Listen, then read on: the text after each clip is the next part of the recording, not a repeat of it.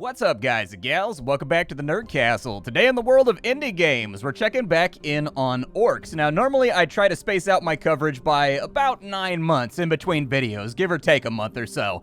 But in the case of ORX, I'm making an exception. The reason being is that the game is coming out on the day that this video goes live in early access. And this is one of the titles that I've been rooting for the most over the last couple years as we've checked out the various demos that they've made available to the public. This is also a special demo because in accordance with their release, they are releasing a new faction.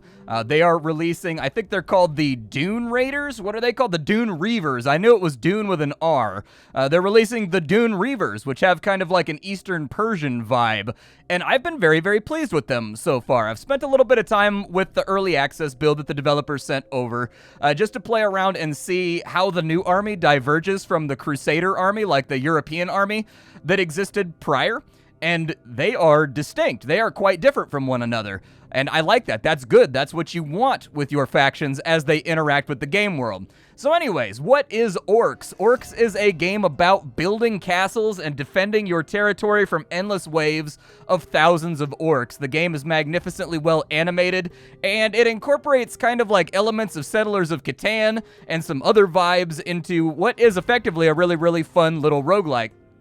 And so anyways, we will be playing the Dune Reavers today, and they play entirely differently from the Crusaders. The Crusaders are all about building castles, and the Crusaders are all about tower defense doctrine, effectively, and they don't really have that much infantry, whereas the Dune Reavers are all about pitched melee line battles, which basically converts the game much more into a real-time strategy game rather than a tower defense game. And I think that's good. If they can maintain that as they release new armies into the game where each one plays distinctly, they are encompassing different player groups that might want to play this game, but it doesn't necessarily fit their tastes, and they are now folding them in with a play style that speaks to their personal preference, and I think that's actually a really, really good play. So if after watching this video you wanted to get the early access for yourself, I got a link for you down below in the description. You'll find a link to my Twitch stream and my Discord down there. Pretty good chance on the day that this video goes live that we will take a little break from Medieval Dynasty, which I've been playing over the last week or so, and we will check out ORX for a stream just to get a little bit deeper on into the early access. You're welcome to join me for that, but without wasting any more time, because we're already 2 minutes on into a 30-minute video, let's get going. We will absolutely be playing the Dune Reavers here today. If you wanted to see me play the Crusaders, my last 2 videos were from the perspective of the Crusaders. I would watch the most recent one, which I think was from like March or April, because that's going to have all the updated mechanics. The videos that are prior to that, before 2022, are going to have antiquated versions of the game that are no longer valid. But the Dune Reavers for right now, let's play them. The darkest times have become. The henchmen of the eternal enemy are at the door. We cannot delay this any longer, and if we don't deal with the source of malice, the kingdom will be left with not one stone upon another. You open the book and it shows you the enemy, and he is not alone. 3 guardians block your path. He stands there, balefully staring at you through the pitch-black void that separates you.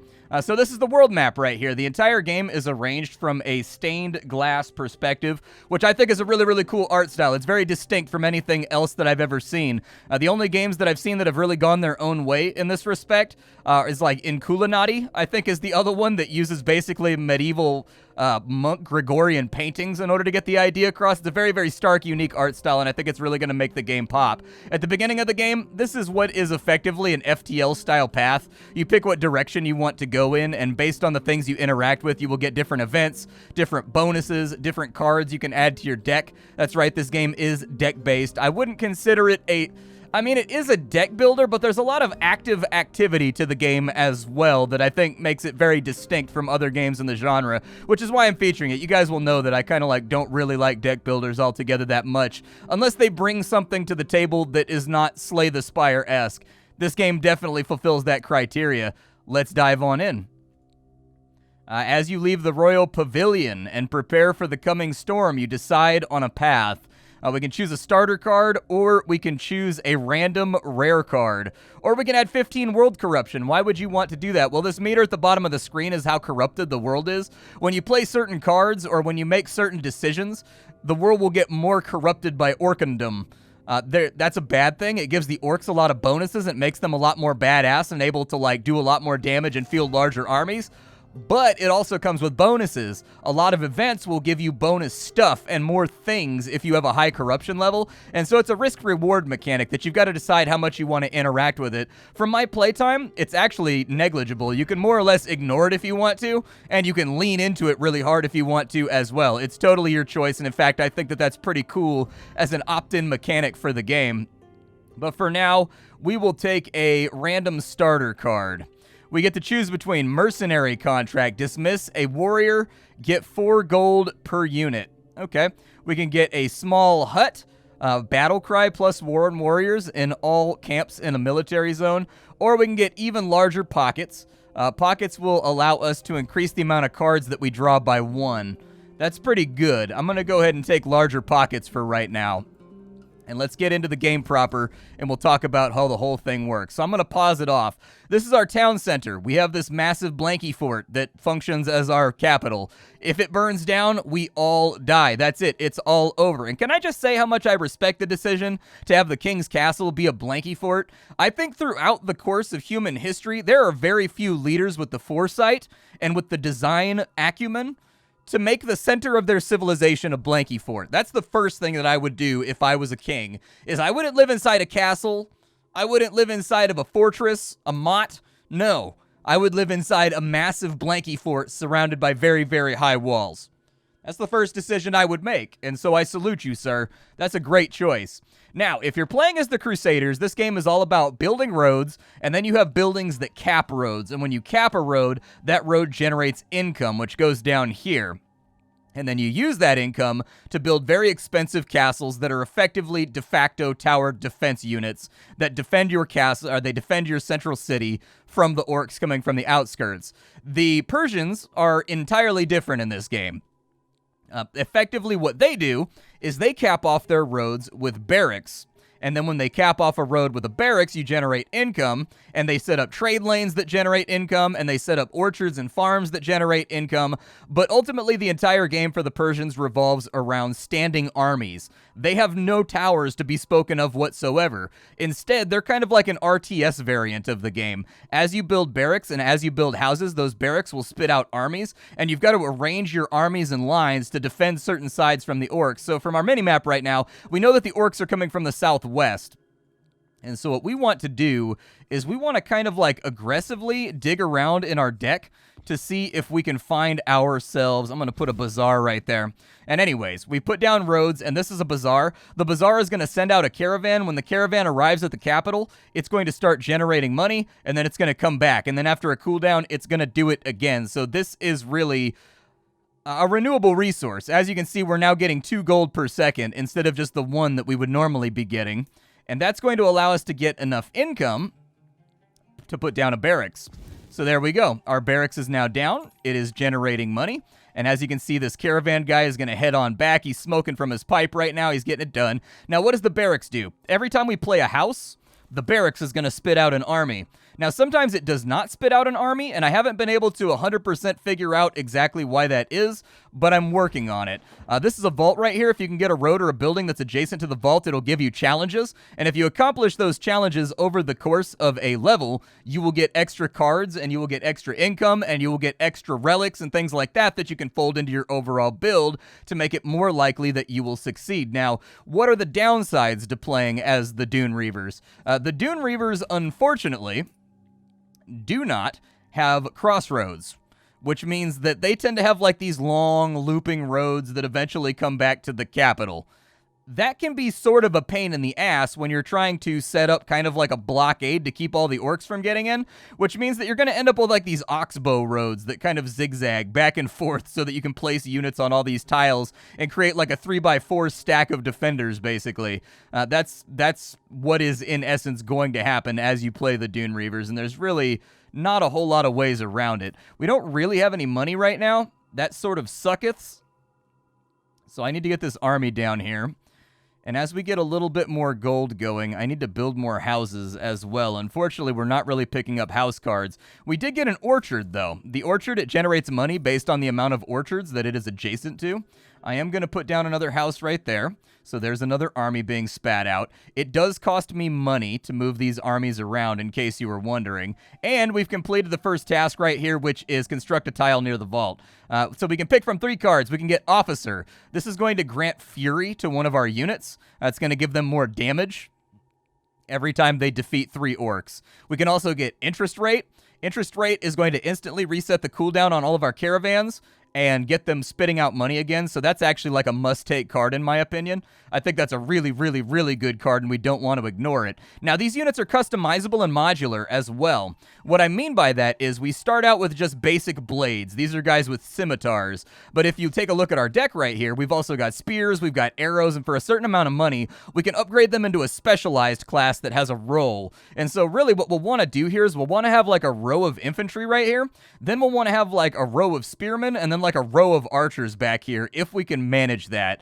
Because the archers can shoot from super far away, the spearmen can attack from like 2 cells away, and the melee blades are basically going to hold the line and just die in droves in order to ensure that the more expensive specialist units get the job done. We do have a lighthouse right here that would allow us to cap off a road, but we haven't really generated too many roads just yet, and we're not really making that much money either. I think what I'll do is I'll convert these guys into archers for right now. We got another house right there. Love it. We will put the house down right there, but it's not generating a soldier for us, and I haven't been able to figure out why that is. I think it means that we need like another barracks or something for it to pop back into play, but honestly, the mechanic is not super clear as of right now. It seems like per barracks, you get like 1+1 houses. So with 2 barracks, you get 3 houses, basically, like 3 armies.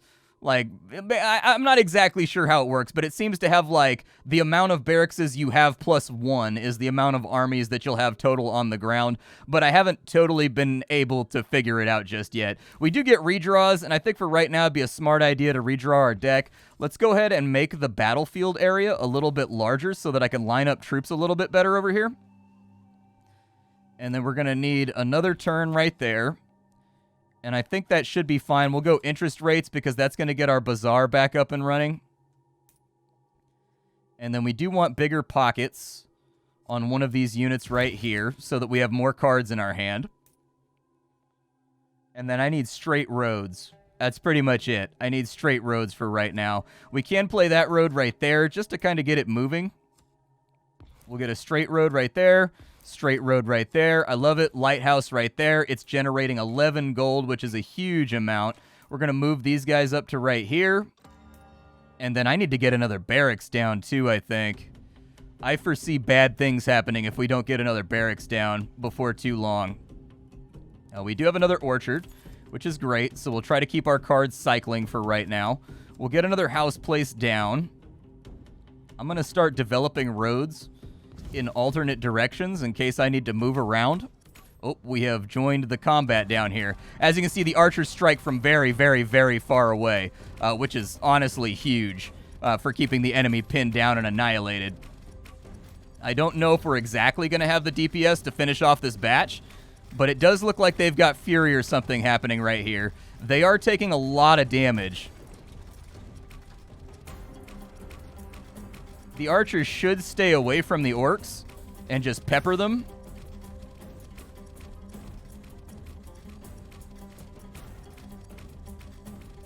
That's fine. They can knock down that house.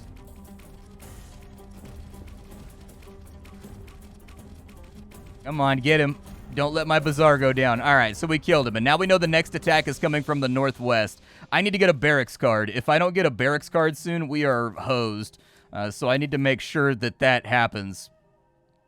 So if I have to use a bunch of redraws here, I'm not going to whine about it. I'm going to start setting up defenses over here. Actually, I probably should have done it in this direction. Yeah, let's start setting up defenses in this direction. We'll go like that right there. And then we still haven't pulled a barracks, unfortunately.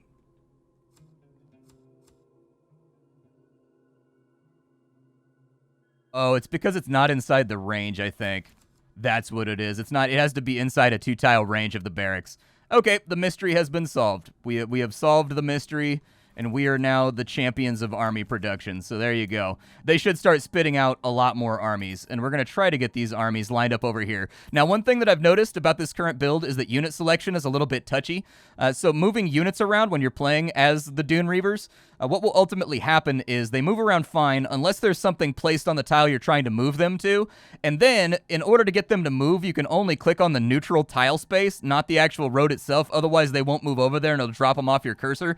That needs to be tightened up. You should be able, effectively, while you have these guys selected, you should be able to click anywhere inside this cell, and the game should just realize you're trying to move a unit because you already have them on your cursor, and it should just do that. But anyways, that is one of the only problems I've run into so far with this current build, is just that sometimes unit selectivity can get a little bit weird. We'll take these guys and we will reposition them over here. We do have a lot of cash coming in, and so we'll get ready for the next wave. Where are you guys going? Why are you deploying that far out? Don't do that. Don't do that. That's a terrible plan.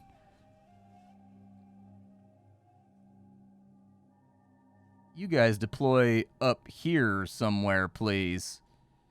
I need to get more roads built, I think. I believe we're going to have to play a redraw because I need more roads. All right, so we'll move a road over to there. We've got another interest rate. We've got another orchard, which is fantastic. That's going to be a big money maker. We're going to curve this road. Oh, I'm out of money. There we go. We're going to curve that road right there. And then we're going to let our economy recover for a minute.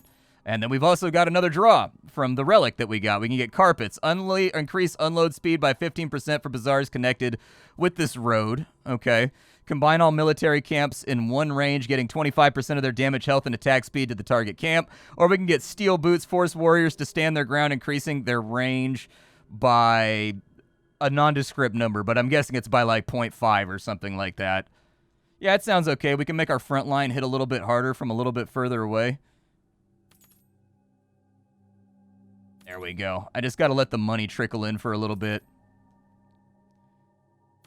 We need to get paid. How long do we have? We have 10 seconds till these guys are back up in here. Oh, good lord. Okay, I need you guys. I keep dropping them off my clicker on accident. I need you guys to be up here before the battle is joined. Otherwise, nothing good will happen from here. I would also love it if you guys would redeploy up there as well. And it looks like our next wave is coming from the southwest, so we need to work on our economy. With the lighthouse, we can probably cap... I'm going to wait until this battle is done, and then we'll try to cap the lighthouse over there. We do have room for a couple more houses to get another few armies. I do wish you could set a rally point on your barracks, too, so that it would spawn guys to the spot that you want. It's sending these guys way down south, and it's costing me like a fortune to redeploy them. There we go. All right. So the battle is joined. 3 of my armies are now in the fray. We're going to convert these guys to spears. They should be able to attack once these guys get a little bit closer. Archers are doing their thing right now. Hopefully the enemy doth not break through. But it does look like our warriors are getting chewed on a little bit. We'll go ahead and place steel boots on those guys.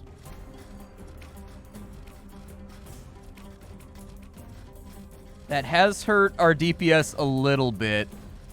But it has boosted their range up almost to like the same range that spearmen have. So when the enemy gets closer, they're going to get a lot of freebie attacks before the enemy can close the gap, which is great. We're almost sitting on maxed out gold right now. That is kind of a sin in this game. I would prefer to avoid it. Let's continue to get a few more houses built, I guess.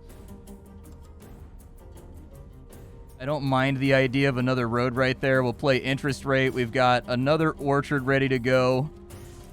There we go. That should supplement our income very, very nicely. Put that right there. And I need one more straight road, and then we'll cap it with a lighthouse to make a bunch of money.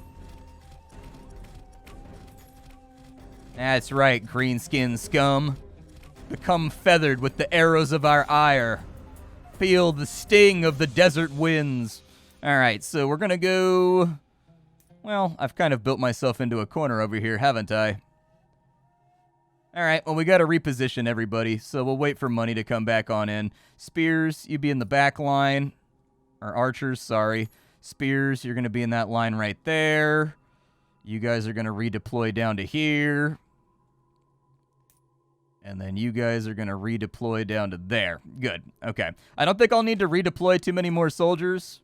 I'll kind of keep the rest of them somewhat near the capital. We've got 2 more waves left to go before we're out of here. Actually, I don't know if I got everybody into position in time. Yeah, it's not looking great, is it? It's not looking real good. It's okay. These melee guys will hopefully hold for a little bit. In fact, we'll give them steel boots and have them fall back so that they get reinforced by these other groups that are coming in. They knocked down my they knocked down my lighthouse. That's a little bit upsetting. Don't love that. Wish that my lighthouse was still perfectly fine. You guys, I need to redeploy some soldiers.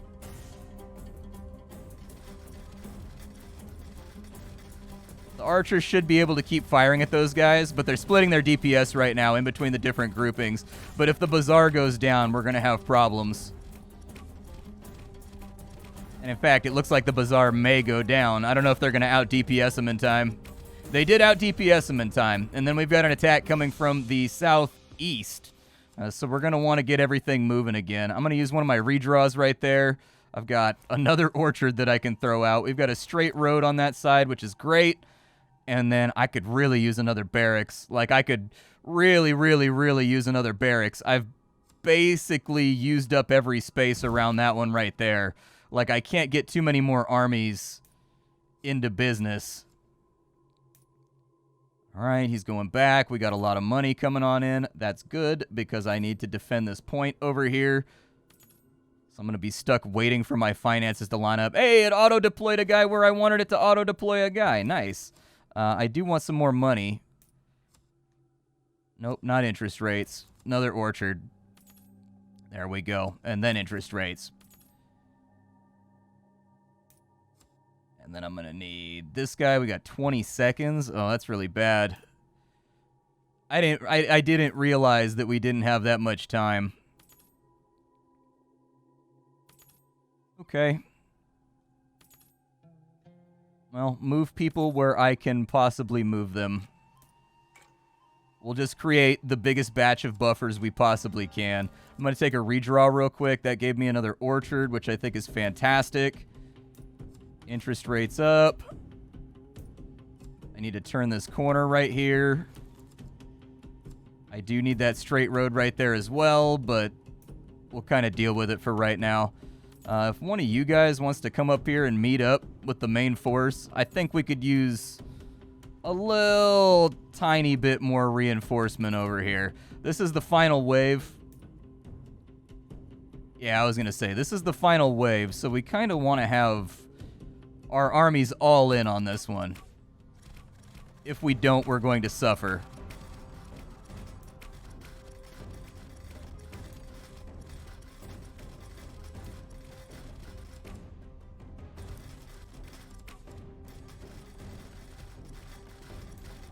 Looks like it deployed that army right there. We need to move them to right there, but they did bring in giants. So we've got problems. The giants do have a death laser attack that they use. Some of these orcs right here are going to have differentiated abilities. I've never seen an orc with eye lasers, but apparently Dr. Evil upped his game. And these orcs have frickin' eye laser. There it goes right there. You see what I mean? It looks like we are focusing down the big dogs now, so we should be okay.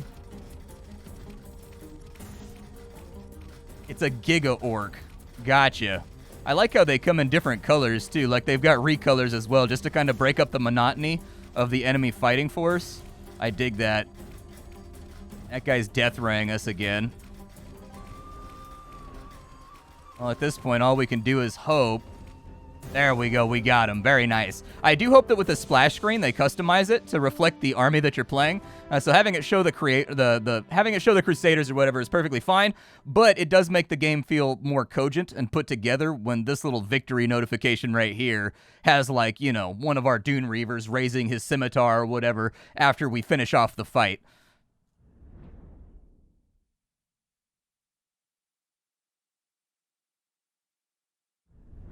So at this stage of the game, we're going to have to field some events. So after every fight, you get to draw a card. We can take spears, we can take a straight road, we can take another Bazaar. I like the Bazaar idea, let's do that. And then you're going to have to draw 2 cursed cards. More orcs, but later, spawn additional waves in the current mission, or all orcs health up by 50%. Probably go with additional orcs. Looks like we have shield orcs, and we have Curse of Doom. Curse of Doom summons 45 orcs. Okay.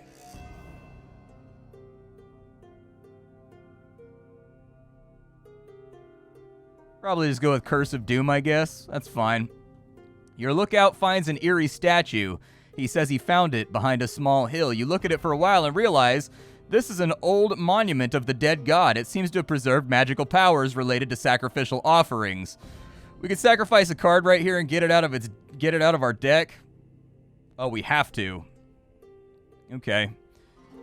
I don't know what card I want to get rid of. I do feel like we have a few too many houses, but I'm worried what it's going to do to my overall strategy by getting rid of it. So I'm going to get rid of Steel Boots for now. We can go to the right and get an artifact, or we can go to the left and enchant one of our cards. I'm going to go get an artifact. We've got Orc Ascension. Buildings and warriors have 20% more health. Orcs have 20% less health. Buildings and warriors restore 13 HP per attack. Yes, absolutely. That sounds great. And as you can see here, we would actually get multiple relics if we had higher corruption. So there you go. That's the risk-reward mechanic. As you set up camp for the night, you see that some of your servants are arguing about how bright the large okay, so you see your servants arguing about what the constellation in the sky is called. You remember the time when you were young, when your royal stargazer taught you how to find guidance in the stars. You meditate for some time and, invigorated, come up with new strategies to increase attack speed, increase our vision range, increase our gold capacity. Let's go with gold capacity for right now. The last thing we ever want to do in this game is end up like ticking gold when our coffers are full, and I'd prefer to avoid it. Now, we only have curvy roads for right now. So I guess I'll do this. We do need to make some money. Otherwise, we're going to be a little bit devoid of cash for a little while. I need to get a Bazaar. Where's a Bazaar or a Barracks? There we go. There's a Bazaar. We will put a Bazaar right there. That'll start generating a little bit of extra cash. We also got a Barracks, and we also got a number of things that are actually pretty good. So we want to put a straight road in right there, and we want to put a Barracks right there. And then we probably want to put a road right there. We probably want to put a house right there just to get our first army up and running. Looks like we're being attacked from the northeast first. Okay. Well, I guess their positioning's perfectly fine if we're being attacked from the northeast. Let's go ahead and get another road right there. I will put a Bazaar right there. I'll try to loop this back right here, too. Let's go ahead and speed up all of our Bazaars. And we should now be generating money. We've also got an opportunity to set up some orchards. I think that's a really good idea. And from this hand, I don't really think we have too much more that I want. I mean, we do need to put down a house and get another army. So let's do that. Because it's going to cost us money to reposition these armies right here. And then I also need to get a road that runs over to that challenge.